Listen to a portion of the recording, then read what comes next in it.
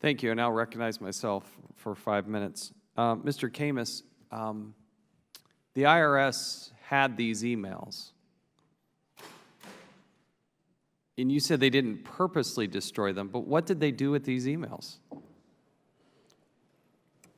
To the best we can determine through the investigation, they just simply didn't look for those. So for the over 1,000 emails that we found on the backup tapes, we found them because we looked for them. But there was a preservation order in place, correct? That's what we understand, yes, sir. There was a subpoena in place some 7 months before, correct? Correct. Would you consider that these emails are evidence? It is what we're seeking. They would be, we consider them responsive to the subpoena and the preservation order, yes, sir. Is it fair to say that that's evidence? When we looked through our investigation, emails that are responsive to a subpoena may or may not be evidence. It depends on the content of the emails.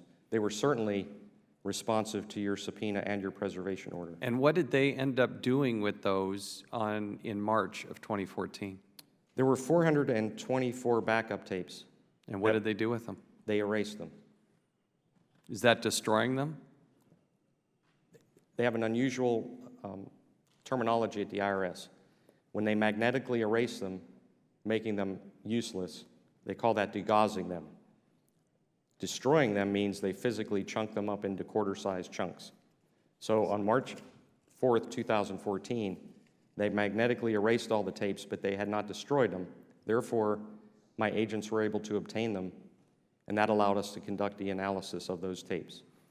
So the new IRS term is that they degaussed them. They degaussed them is what they did. They had them. They were under subpoena. They were supposed to give them to us. The IRS commissioner told us he was going to get everything, but they degaussed them so that we wouldn't be able to see this. This just magically happened 30 days. We're supposed to believe this happened 30 days after the president makes his public comments that there's not even a smidgen of evidence. We're supposed to, what a coincidence.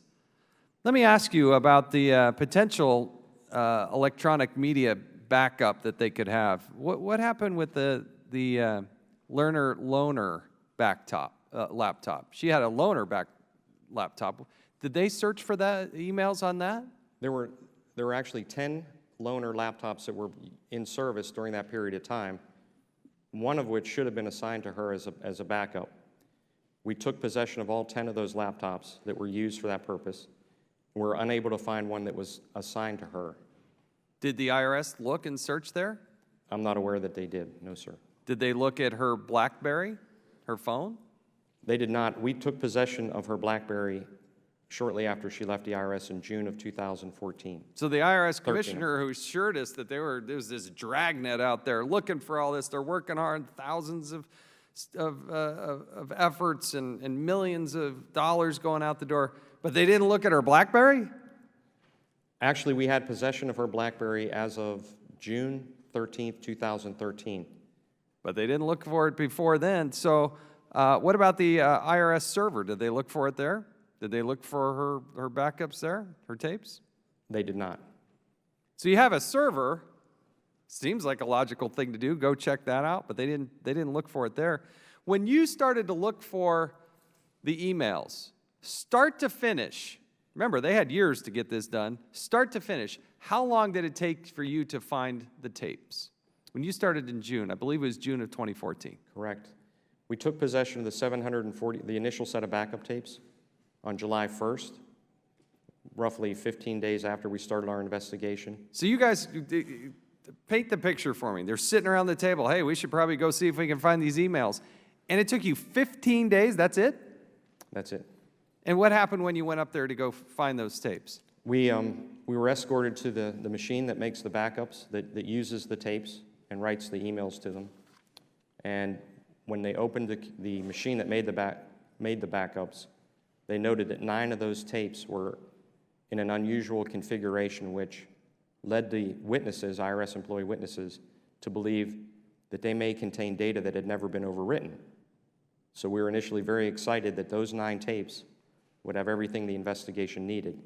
Unfortunately, those tapes were defective and they turned out to be blank.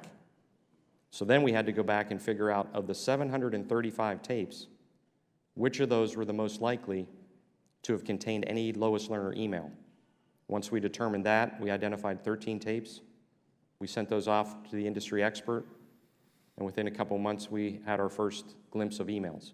And there were emails there. Yes, sir. How many of these cages and places that they store these tapes are there throughout the country? How many of those are there?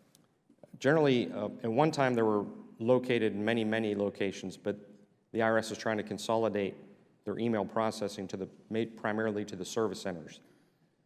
And Martinsburg, West Virginia is one of the service centers.